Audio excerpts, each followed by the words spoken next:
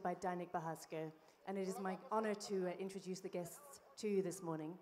Sonal Mansingh is unique among India's performing artists because of her training and deep knowledge of several Indian dance styles, as well as the three prevalent classical music traditions, Hindustani, Oriya, and Carnatic. The recipient of multiple and prestigious awards, she is a celebrated cultural personality of India, and we're blessed to have her with us this morning. Sujata Prasad is a civil servant and author of the recent biography of Sonal Mansingh called A Life Like No Other. Please join me in giving them a very warm welcome this morning.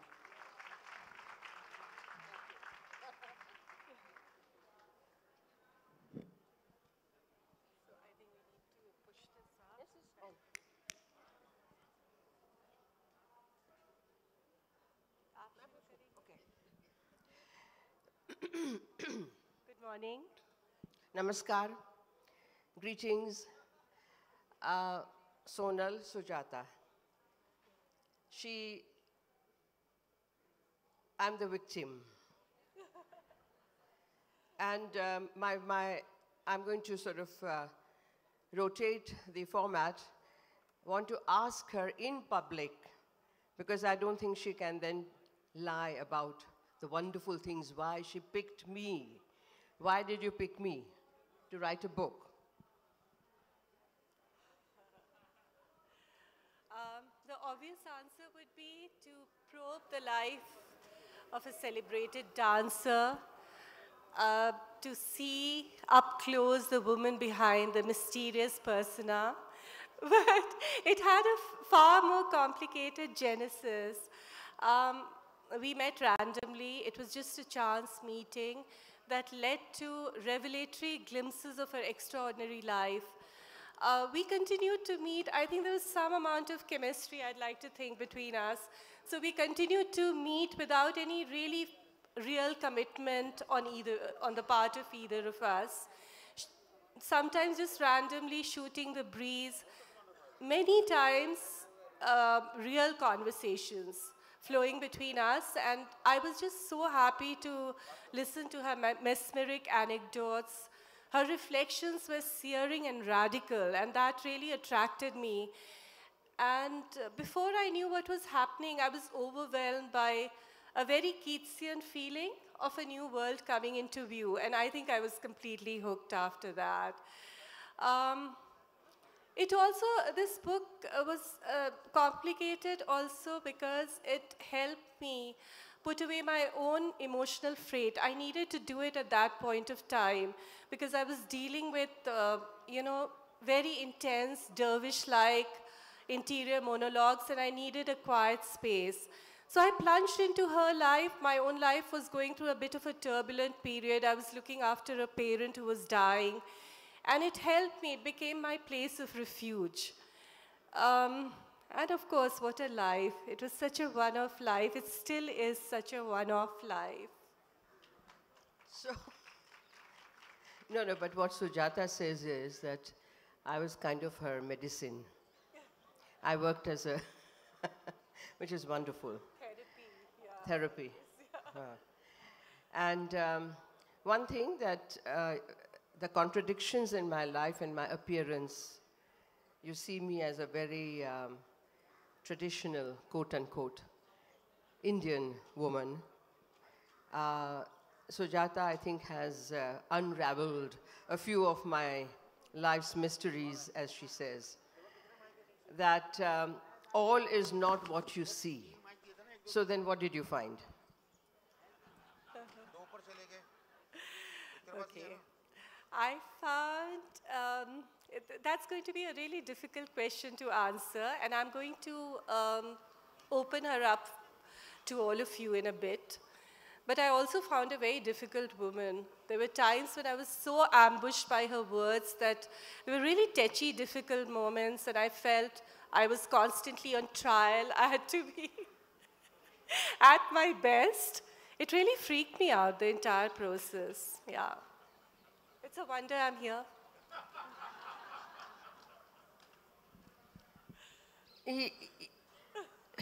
Bolo. So now, So I need to start.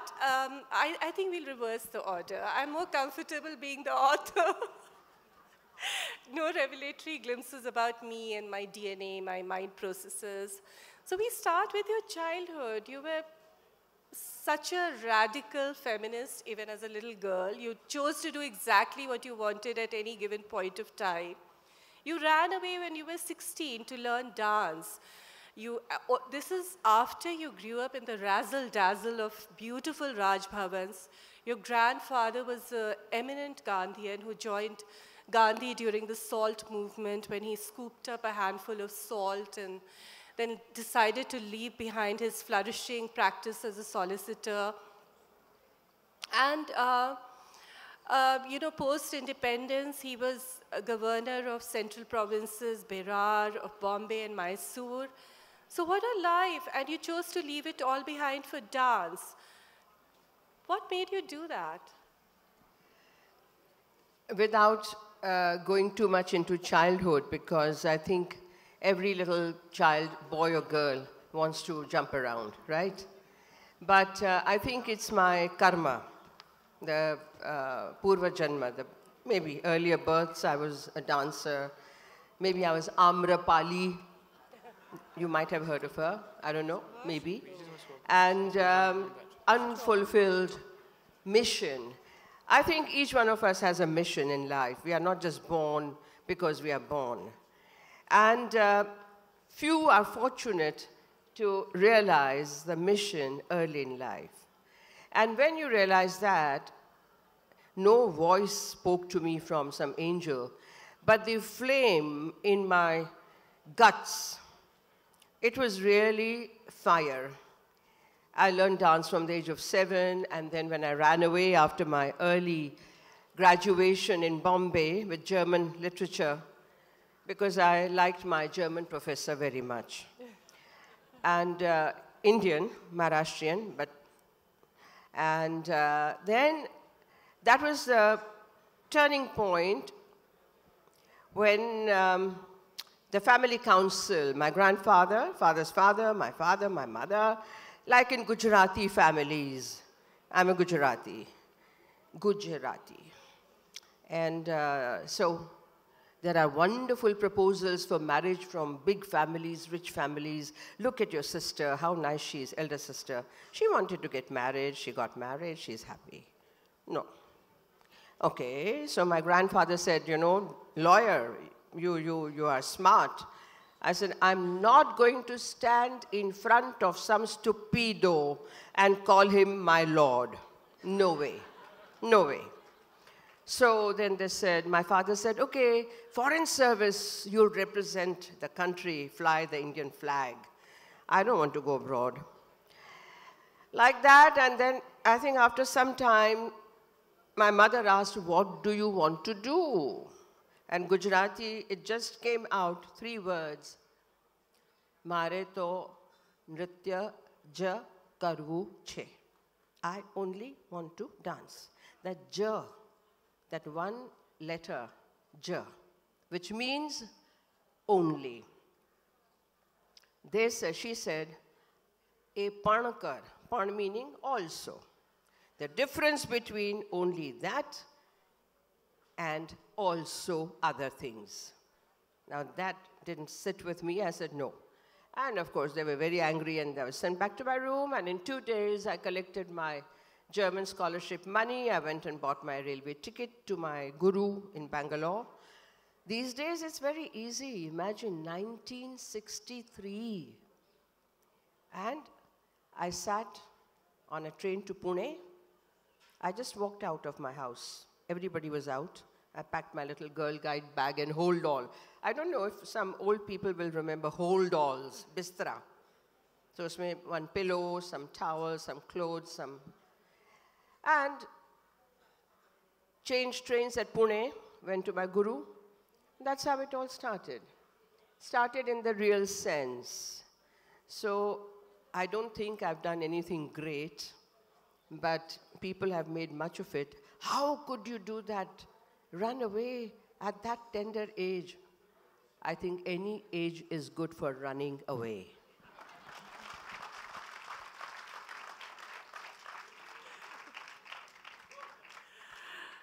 let's talk a little about your Arangetram. That's the coming of age of any dancer. Your guru, Krishna Rao ji, was really upset with you. You were supposed to enact a woman in love, a woman in lust. So you had to distill the essence of Shringar Ras, which is one of the Adi emotions. You just didn't get it right. What went wrong? I look at my students, 40 years my institute is running, I've been teaching also. But I feel we were so stupid, innocent. There was no sex education. At the most I thought, kissing was the height of love. And this particular choreography is very heavy, 35, 40 minutes, one choreography in the flow of the whole entire repertory, one evening, solo dancer. And at the age of 17, when my Arangetram happened, 1961, I was innocent. Oh, I'm drowning in ocean of separation from you, oh my beloved. Come and embrace me, come and kiss me, come and take me into your... I was doing things nicely. Lovely hasta mudras, perfect footwork, anga shuddha, all postures correct. But with a deadpan look. That's what he said, dead fish eyes. Dead fish eyes. I'm sure you've seen dead fish. And nothing is happening there. And this is a very important, significant part of Indian classical, Shastriya dances. Your face, like ballerinas of the West, cannot remain static. It must reflect nuances and shades of emotions. When you are depicting story, when you are going through a legend, an episode. And he was going to hit me. You have to understand that Indian classical dance, especially Bharatanatyam and Odissi, are not easily learnt. The guru has a stick with which they play out the rhythms. That stick has a double meaning, a double function. Your arm is not up, khadak on the elbow. Your knees are not out, and then you hear the sitar playing in your body, on the bone. So he looked at me one afternoon, and stick was in his hand. I was in tears almost. He said, nothing is happening. There was a sound in the street, dead of the summer afternoon. He went and just looked out, and then he said, Sonia, come here. I went, what's that? I looked out. Sir, monkeys are dancing. Afternoon bicycle. Nowadays in the city, urban areas, you don't see that. But the pair, the couple with little ankle bells, they dance and the Madari plays dugdugi. You know what he said? He pointed that stick. He said, show me the difference between monkey and you.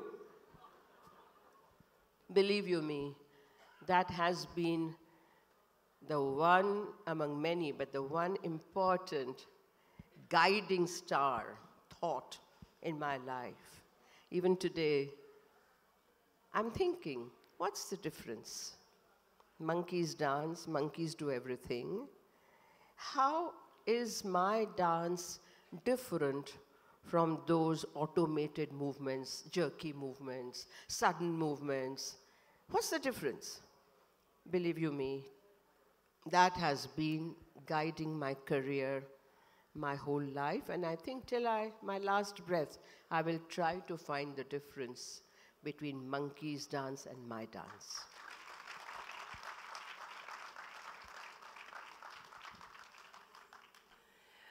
Through most of this process of writing the book, I want to share this with you.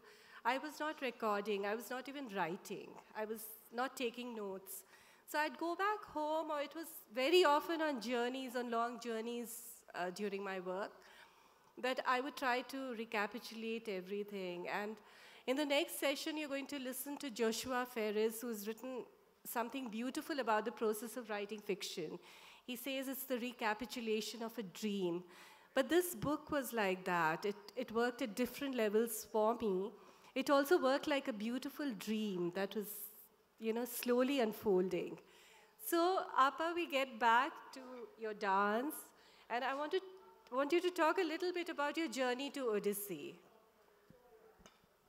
These are the two sister styles, which are very beautiful, very important, and really they have a beautiful history.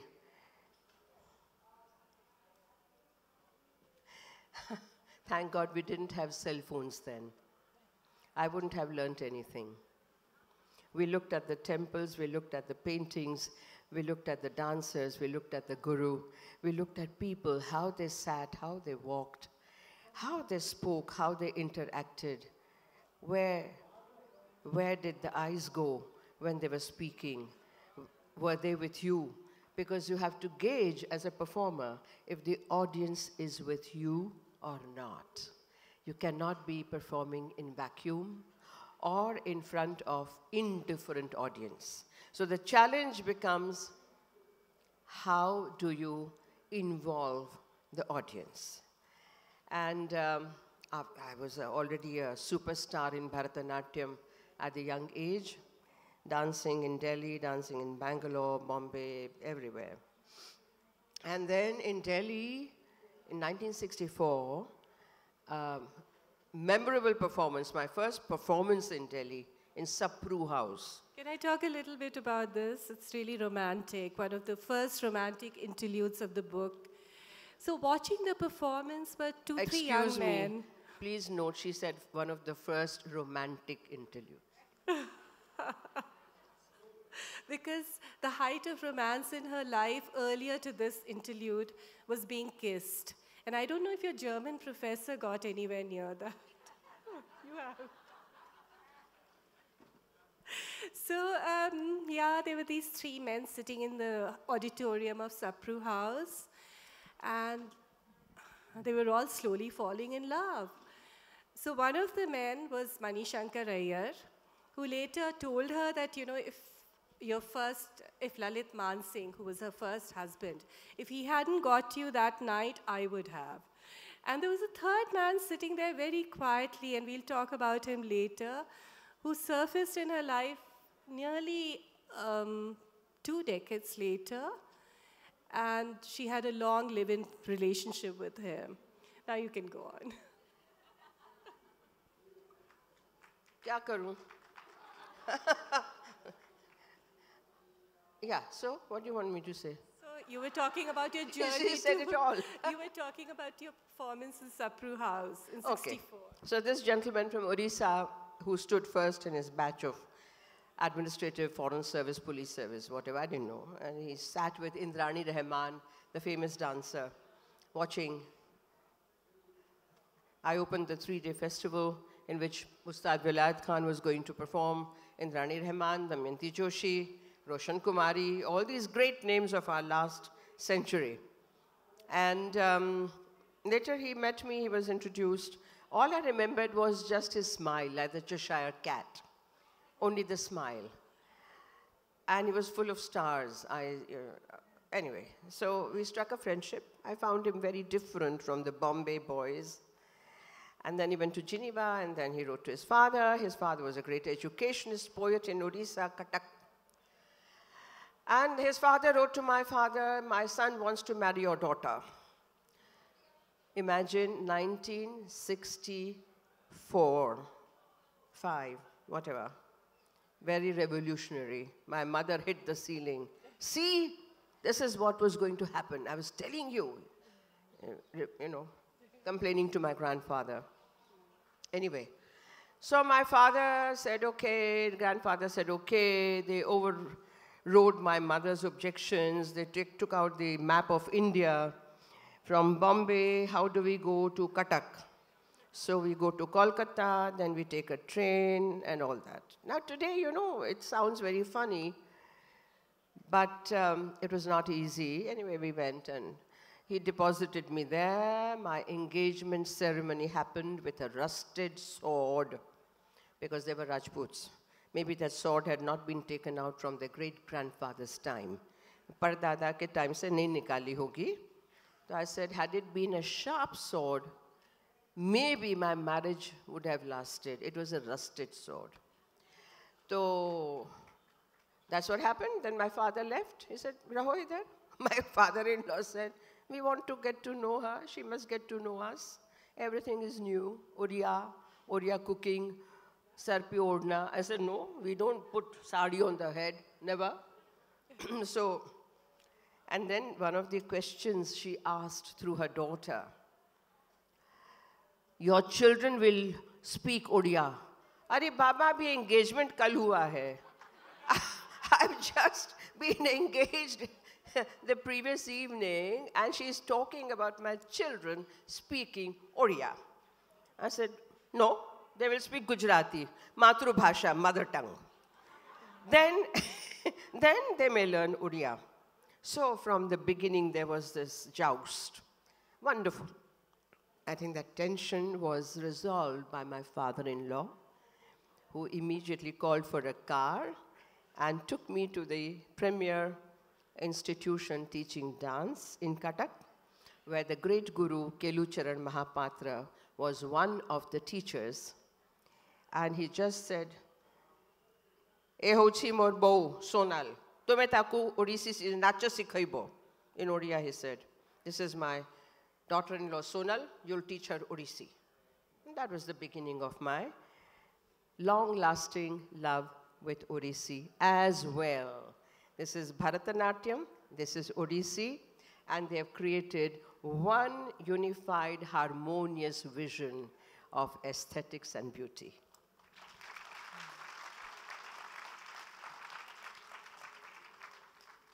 You took Bharatanatyam and Odissi to more than 90 countries, I think 97 countries. You also danced Chow. How did Chow come into your life? These are maybe the new terms for you. Chow means shadow. Chow also means Chowni, the army camp, where the rest after battle is over in the evening.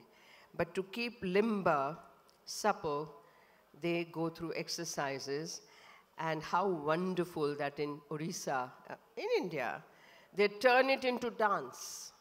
So dance of Chow in Orissa is actually martial dance, but also observations of the tribal life. So there are movements of the Bagha Panikia, how the tiger crouches to slurp water. There is the Harinadiya, how the deer gazelle jumps. Garuda, how the eagle flies. I mean, there are things that are just so fantastic. And that was an addition to my Odissi. So I'm told I was the first woman dancer to learn the masculine martial Chow. That must have also influenced somewhat my temperament.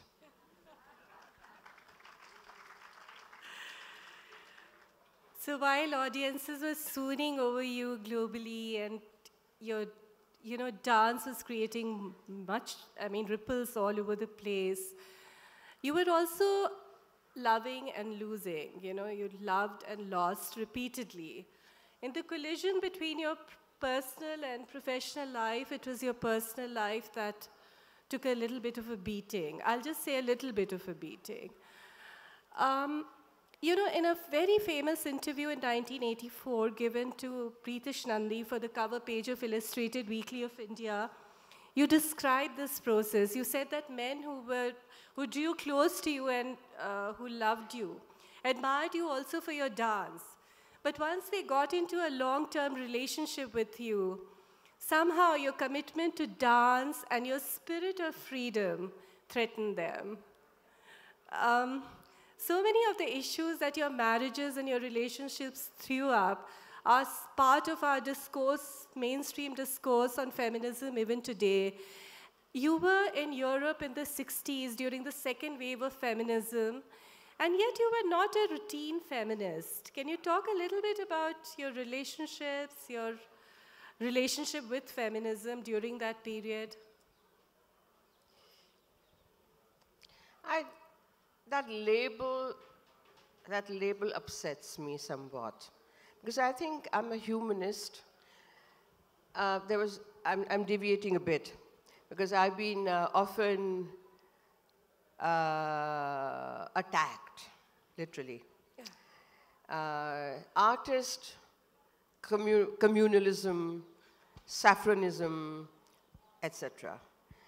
And my favorite sentence to Sitaram Yechury, the communist leader, CPM leader, who used to be student leader when I used to dance in JNU, and they used to look after my arrangements. So once I said, Sitaram, you are a communist. So-and-so is an educationist, scientist. I'm an artist. And more than that, I'm a humanist. I'm a human being. I happen to be in a woman's body with woman's psyche. The biology has helped me to create beauty, to create ananda, to share. So if I'm a feminist, so be it. I love being woman, and I prayed yesterday in another seminar in Delhi at near JNU. I would like to be a woman in my next 7 births at least. And a dancer. Dancer, patani. I think I'll make people dance now, more and more, you know, because I find that people are becoming betala, besura. Sorry, I mean, I don't know how to translate it into English. That rhythm, the innate rhythm with which you conduct your life. Your thoughts are rhythmic in the sense, smooth, systematic, logical. You are able to see the links. The rhythm in dance follows the rhythm of life of every individual. And sur, the swara, the sound. The sound has to be melodic, but at the same time expressive of who you are, and what you are thinking. It's a reflection. But today, more and more, I observe as a woman, as a dancer, things are out of sync. I was watching some people while we are speaking in conversation, they are looking at their mobile phones. Now this is not rhythmic. This is not melodic. You don't have to sing. The melody has to emanate from your being. Just by being, if people feel happy, people feel in connection with their own selves. That is what a feminist, a dancer, I think, should finally be. And yeah, naturally, I think women everywhere have had to fight for their space. So I again hear that woman is the mother, yes, Matru Devo Bhava. We worship mother. Every child, male or female, comes from here. And we do know that mother's thoughts, her thinking, affects the child. The child in the womb learns. With that learning, the child comes in the world. And the first touch, the first nourishment after being born is the mother. So the role of mother, the woman's role as mother, of course, is lauded. And in every Sumerian, Druid, and Egyptian, everywhere I've seen, the ancient civilizations, it was the mother goddess. The figurines with big stomachs, I've got some of them, prototypes. But as you grow, girl, adolescent, more and more your emotions affect you. And then comes, in some parts, don't smile too much, don't show your teeth. Don't look up too much. It will attract others. Used to be. Aaj bhi hai, kai jagah hai. So my work as a feminist dancer, I use your term, has been to bring out the old stories, the legends, from the Puranas, but in the context of today. These things don't die. These are the archetypal motifs. So if I talk about Draupadi, my favorite, Draupadi from Mahabharat, the heroine of Mahabharat epic, kya baat hai? She stands in the full court of those mustachioed, smirking Kurus, Kauravas, who have tried to disrobe her, who have dragged her by the hair. And she stands and questions, throws questions. What is truth? Tell me. What is dharma? Tell me. What is niti? Tell me. If you can't, don't touch me. And I say, till today, these questions have not been answered in any civilization, in any culture, in any nation of the world, not even United Nations. So the point is that these, what we call stories, they are not myths, they are not fairy tales. Things happened long ago. They are in collective memory. How do they transcend and transform and address today's situations, today's issues? That is why, if you call me feminist, I'm fine with it. I'm glad you spoke of Draupadi. Your Draupadi dominated the performing arts spaces for several decades. Your Draupadi was the misogynist world's worst nightmare, I feel.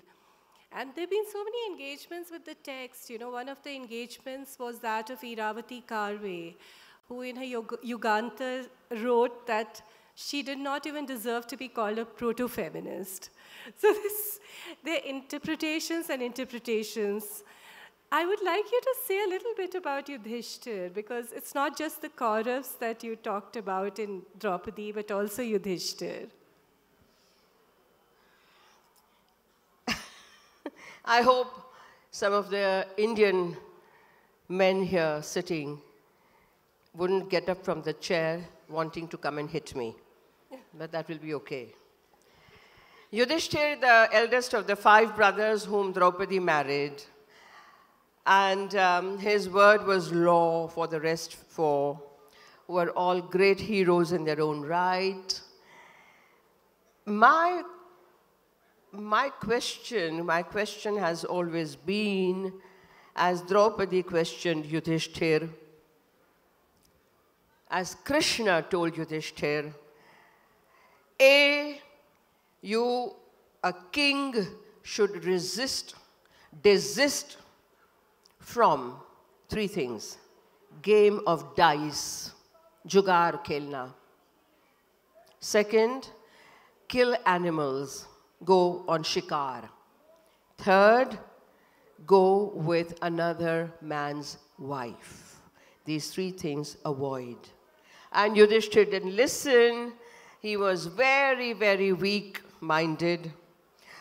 He was not a good player, and knowing that he was invited to the game of dice by the cousins, 100 Kauravas, he goes. He loses one after another, and he stakes his kingdom, his treasury, his armies, his chariots, his palaces, everything, including his 4 brothers, he puts at stake and loses them. In the end, he puts himself at stake, loses himself also. So they are asked to remove their ornaments, everything, just sit there in their dhoti as slaves. And then what he does is the height of adharma. They incite him, and this idiot, nincompoop, he puts their joint wife Draupadi at stake. The question is, A, is she a property? What is she? B, she is the wife of all 5. Did you take permission? 3, how can you put your wife at stake after you have lost yourself. No way. He does that and loses her. And then she's dragged by the hair in the full court and she asks these questions. All the great pandits and the gurus, they are looking down. Nobody is able to look at this woman blazing like the sun, demanding answers. No answer came. But when there is no answer, there is no logic, what does a man do? A man in a durbuddhi, remove her clothes, disrobe her, thus thinking that by that they will shame her, they will shame her husbands, they will shame her whole clan. She stands there firm. What I want to say is that the whole thing did not begin with Draupadi, as has been said again and again in the man-dominated society. It began with Yudhishthir. If the Kauravas invited him, why did he not reject the invitation? Sorry, we can sit together over a cup of tea or whatever, wine, you can't. But no jugar. And then it's Yudhishthir who at every turn turns the wheel of adharma. And I think the title given to him, Dharmaraj, is tongue-in-cheek. It's sarcastic. It's not the real Dharmaraj.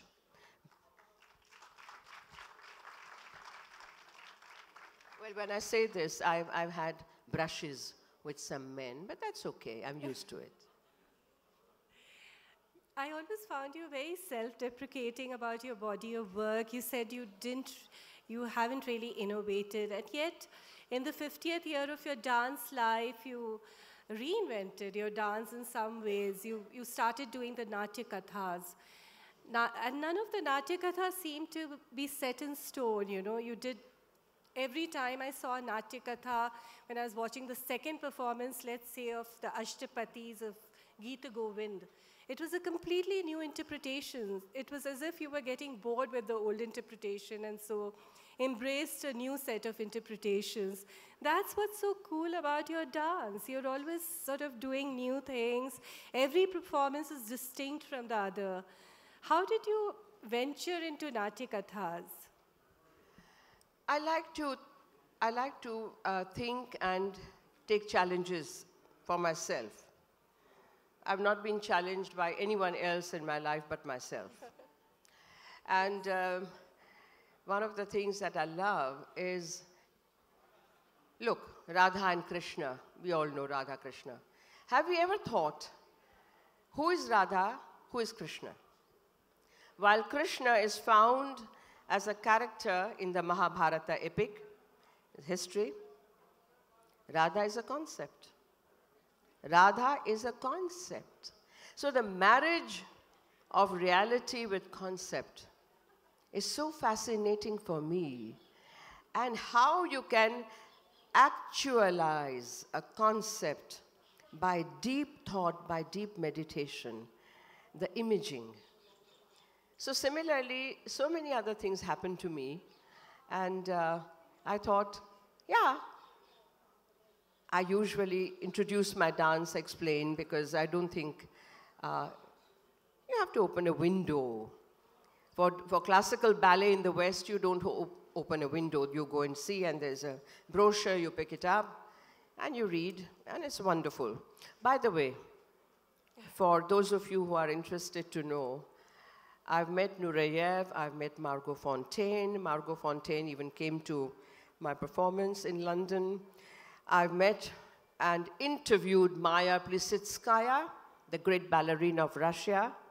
I've seen contemporary, modern, classical. I've heard Philharmonic, Karajan, Herbert von Karajan, and so many. Jean-Paul Rampal, the flutist. Our cello, the great cellist Pablo Casals. You know Pablo Casals, the Spanish. He was so short, his cello was perhaps taller than him. So what I was saying is that it all interests me a great deal. What are the vibrations? How can I open more windows? How can I share more? How can I connect more? And tell them about the joy, tell them about the travels and tribulations, the timbre and the tone of all this. And all this happens in our lives every day. We don't know about it. So my self-appointed job, duty is, responsibility, to awaken people to themselves. I'm not a saint, a santa, a swami, a goswami, a bapu. I am Sonal, and I love what I do. I love what I understand, comprehend, see, perceive, and I love sharing it. So Natya Katha, which started in 2009, where I narrate stories, I tell the gist of it as I understand, new interpretations, I do abhinaya, I get up and dance, I sing. It's wonderful. It has set me free also, even more. I don't wear the dance costume. I can do it right here. But it has caught on like fire because, as I said, get out of the labeled bottles. Dancer, feminist, educationist, scientist. They are not able to put me in a bottle. They are not able to put any label on me, and I love that.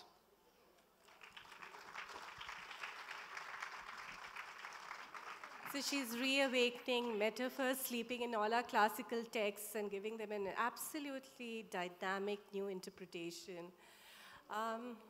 Any need to downsize? Have you ever felt the need to downsize? And what next? I'm still looking for a wonderful man. Please wish me luck. Because I keep telling her to adopt a dog, but she doesn't listen to me. They're very good substitutes. So you must have seen that I love to laugh, I love to joke, I love wit and humor. And anyone, especially men, if they don't have wit and humor, most of the time I see them sitting like, Ayyo babare, I can't stand them. And so I put a little, I pricked the balloon. And I have been therefore called, you know that what? Intimidating. I intimidate men, poor men. So I said, I'm really trying to find a man who is in himself, sure of himself, who knows who he is, and therefore he's easy. And therefore he's balanced. Therefore, he can laugh, and therefore he can enjoy and respect. My friend Ruchira is sitting across. She's part of the Me Too movement. We all are. What? Yes. Oh, yeah. Actually, we've exceeded our time limit, so no talking about the Me Too right now. Questions? Where are their microphones? Does anyone have microphone?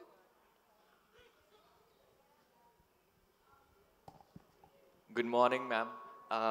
One of your interview, you said Kolkata is a dream for artists. So what were your memory, what were your best memory related to Kolkata? Your memories related to Kolkata. Your memories related to Kolkata. You are from Kolkata? No, I'm not from Kolkata, I'm local. I'm saying, one of your interview, you say, Kolkata is a dream for artists. And what is your memory, or you can say, what is your best memory related to with Kolkata? No, I must have said that under duress in Kolkata. Because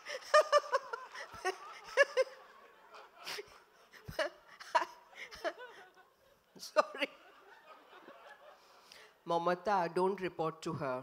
She'll ban my entry in Kolkata where I'm supposed to give a lecture on 2nd. No, I'm... And on the 10th.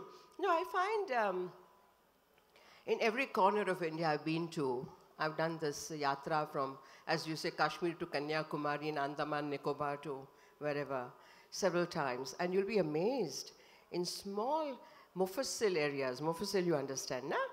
Chota Gaon, Kasbah, towns. And once Mani Shankar Iyer, by the time when Rajiv Gandhi was Prime Minister, he held a seminar. You know, seminars have now become dime a dozen, but then in 80s, it was still sort of in Goa. Fort Aguada, I remember. Shyam Benegal, Khushwant Singh. My room was next to Khushwant Singh's. And in the seminar, I think in first, second session, before I was to speak or participate, he said, and here is Sonal Mansingh, a 5-star dancer, ivory tower dancers, something, something, something. I said, quiet. And then I started counting the names, Harda, Tirunelveli, Churachandrapur, Assam mein kitna, Hajo. And I said, can you tell me, what are these? He said, who are these? I said, sorry, where are these? They are on the map of India where I have danced, performed, and interacted, and you don't even know. She gave several performances, you know, in the light, you know, actually with no light at all, maybe just candlelight in Badami, Aihole, Patadikal, all these places when they were not what they are now. Haji. Jaldi, jaldi, jaldi, jaldi. Time is running.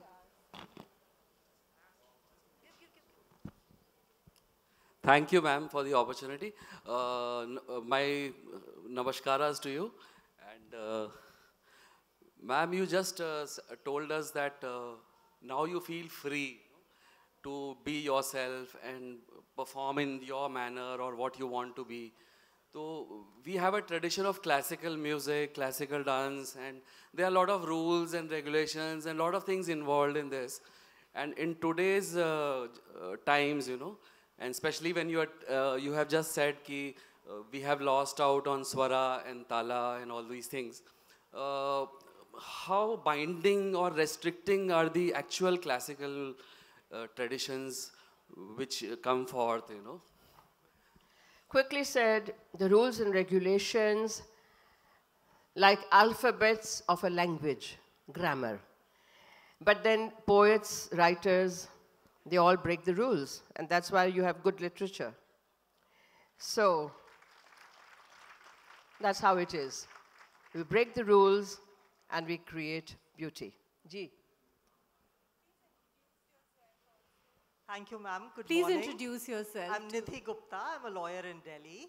And I've always wondered, I've heard that you danced all night at Tirupati. Is that true? After a person. In Tirupati Mandir. No? That you had an accident in That's Germany. one place I haven't danced, but that's okay. This is folklore. Okay. She's the stuff legends Yes, and yes. folklore are made of. I think it's the loss of Venkatesha, not mine. Okay. Yes, it is. I agree. Thank God he didn't see you dance all night.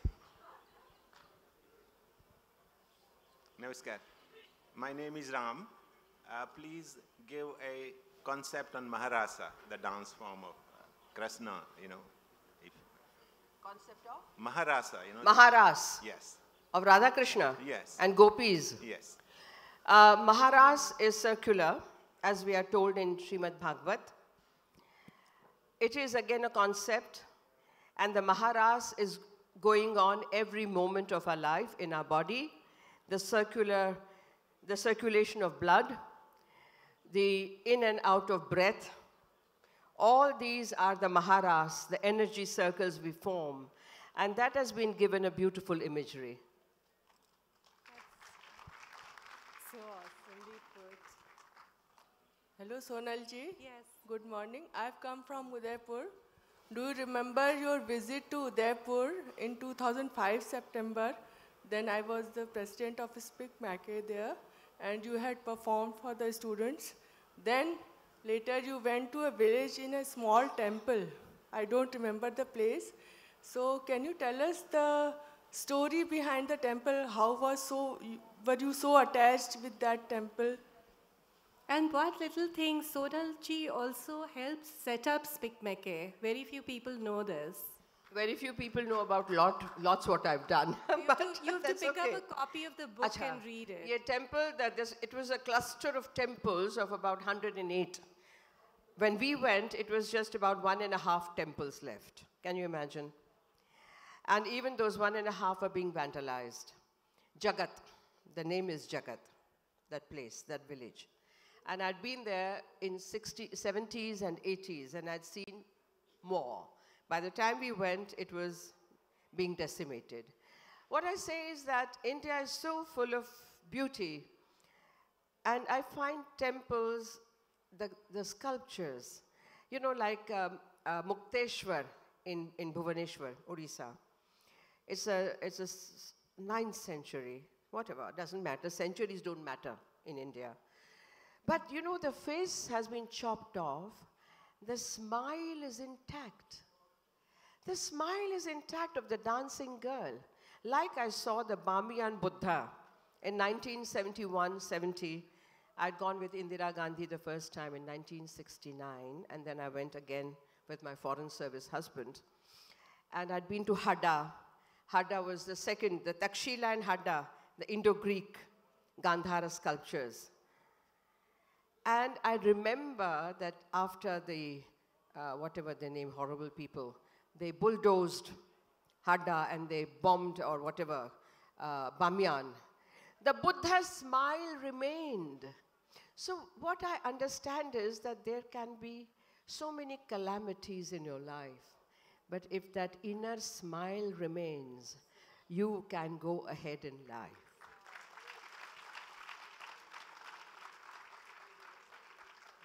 Yeah? Yeah, please.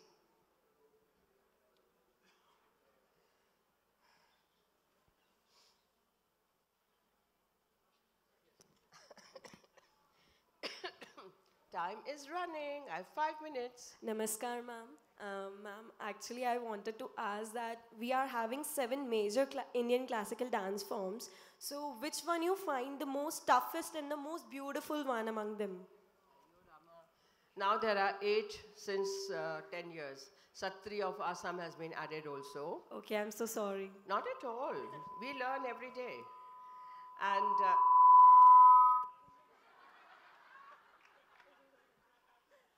this was an attack. Sound attack. Better. I think it's like saying that which of my fingers, 10 fingers, I like most. Difficult. They are all complementary. Beautiful. Yeah. Yes, ma'am, in the ancient Natya Shastras, there were principles of aesthetics and dance and so on, but that text was written a long time ago. How would you like to see it change? What can be added in the contemporary times? Principles of aesthetics and dance. Thank you. By the way, it's not aesthetics, principles of aesthetics in dance alone.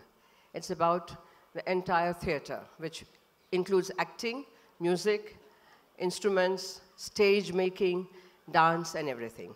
Number 2, that it is so perfect. We don't believe in perfection normally, right? We don't believe in perfection because, why? Who can be perfect? But that is perfect. Sir, are you listening? Aap sun rahe hain, na? So, just to tell you that it teaches you how you respect and love your own body from top to toe, how you can use it to create beauty, aesthetics, experience, observations, whatever, because right from the eyebrows to the eye movements, the nostrils, the lips, the chin, the neck, shoulders, elbows, wrists, each finger, the chest moving away, the torso, the kati movements, the knee movements from the ankles, the foot flat, or on the sides, or on the heels, or on the toes, and. So pehle, first of all, we must learn what this body is. And therefore it is called a temple, mandir hai. Bharatvarsh mein in Indic traditions thinking, this is a temple in which lives the Atma, the reflection or the iota of the great energy. So therefore, this has been treated in Bharatanatyam Shastra as nowhere else. Maybe, I don't know, but to my understanding, nowhere else. So, chup, no, the one and only, whether you call God, Allah, Ishwar, doesn't matter, one. So when you do this, people understand. Let me quickly tell you an anecdote.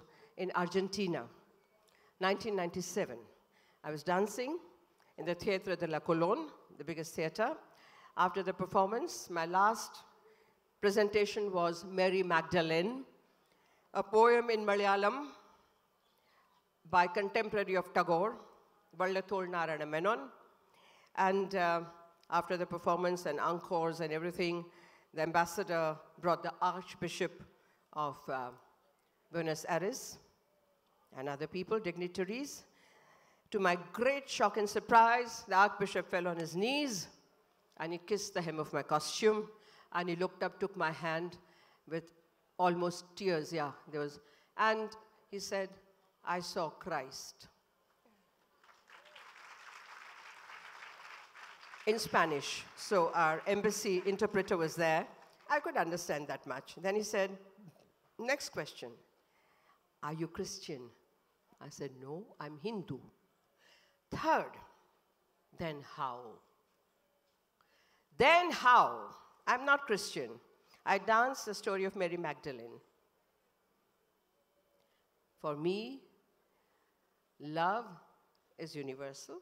As we all know, we talk about it, we show it, we feel it. Meera, Krishna, Amrapali, Buddha, Andal, Ranganatha. We each have our own relationship, and all this is reflective of that same universal sentiment. So this is what happens with dance and with your true self coming out. Summing up, 30 seconds left. We'd have loved to take more questions. Okay, quick one last one. Namaskaram, ma'am. Ma'am, I am a student of Bharatanatyam and a Rajput, so outlaw in my house, boycotted from my family, and I started learning when my second daughter was born. So everyone asked me that why there's an age of learning, so why you started learning now? I asked the same question to Leela Akka and she said that just ignore them. I wanted to ask you what you feel about age and the learning of Bharatanatyam. There's no age to learning, madam. Yes, ma'am. No age to That's what learning. I Number believe. one, my mother, I was the second child, I'm the second child. When she was pregnant, she saw Uday Shankar and she thought to herself, let the child, boy or girl, be a dancer. So I've had no choice in the matter. Thank you very much. It's been a pleasure. Let's show our appreciation for Sonal Mansingh and Sujata Prasad. Our thanks also go to Dainik Bahaskar for presenting this.